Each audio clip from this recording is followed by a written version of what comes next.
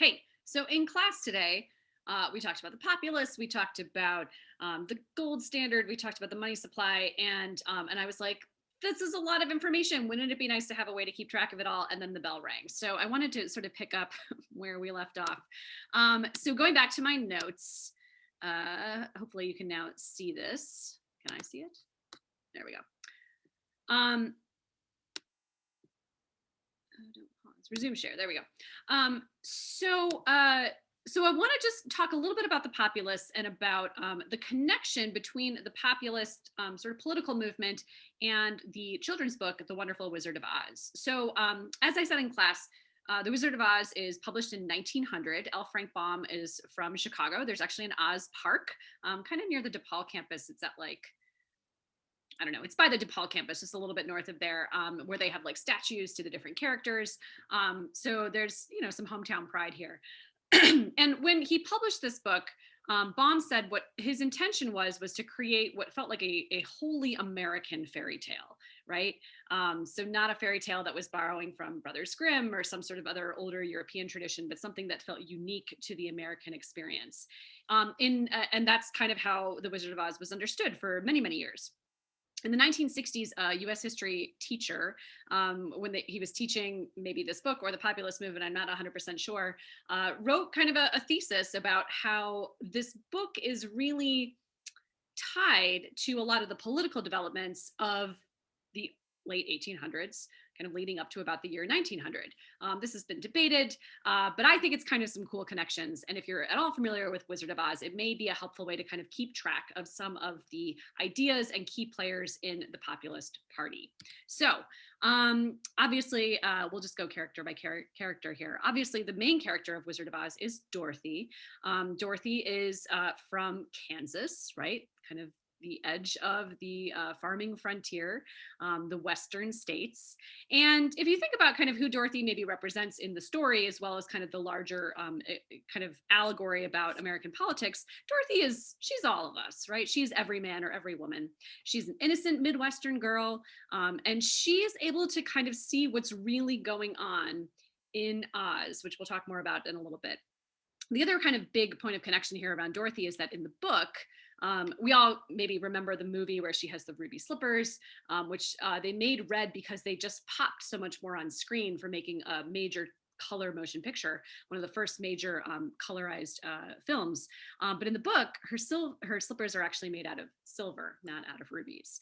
So again, kind of that connection to free silver, using silver to back up the money supply in addition to gold, which the populists were hoping would increase the money supply.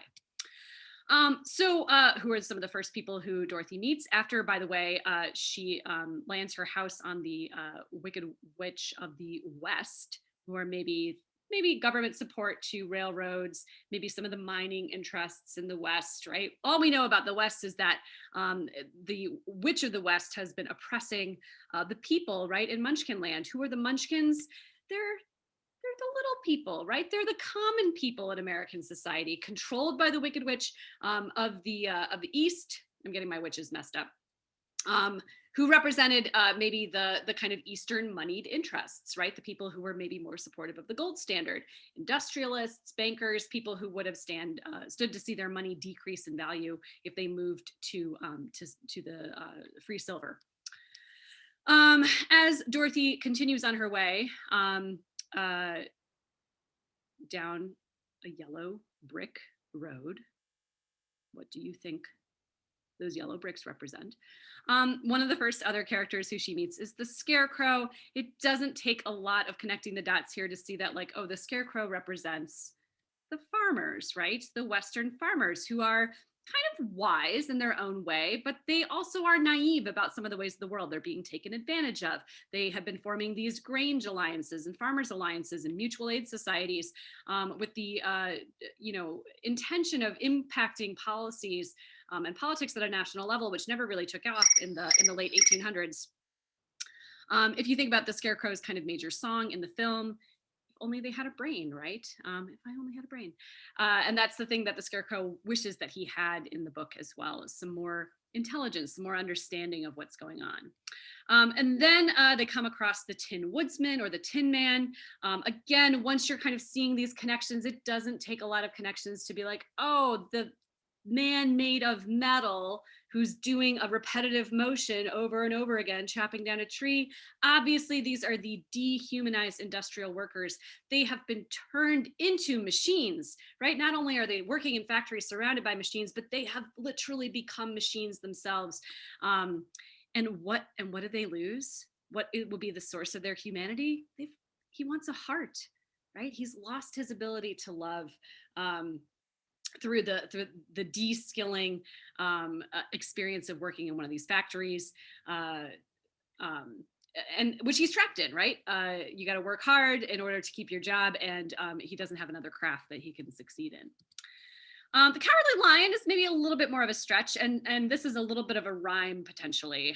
So the Cowardly Lion perhaps represents William Jennings Bryan Lyon, who again, we're basically building the populist coalition at this point. We have the common people, the Western farmers, the industrial workers of the country, and now we have a leader potentially, except that he's kind of a coward, right? William Jennings Bryan, he's this amazing orator. He has this beautiful roaring voice, but he's kind of ineffectual. He doesn't actually get elected when he runs as the Democratic candidate in this major election against William McKinley, who's being backed by JP Morgan and Mark Hanna and all these sort of moneyed Eastern interests. So he's unable to kind of back up. William Jennings Bryan is kind of unable to back up his roar.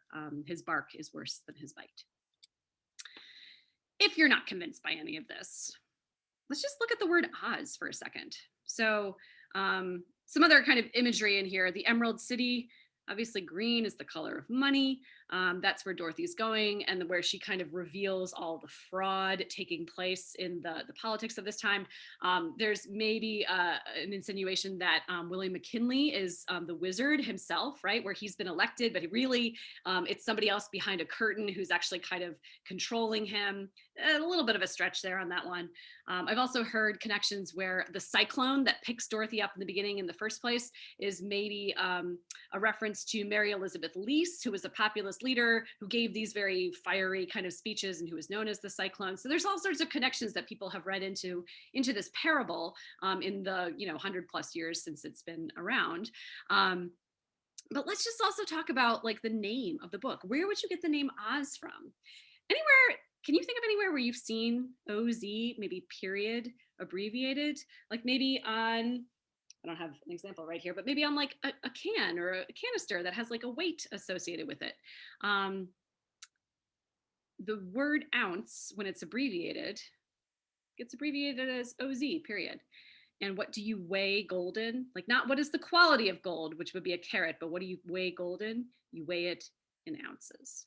So just some food for thought.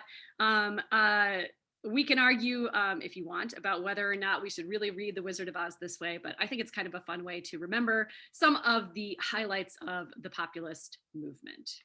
Talk to you soon.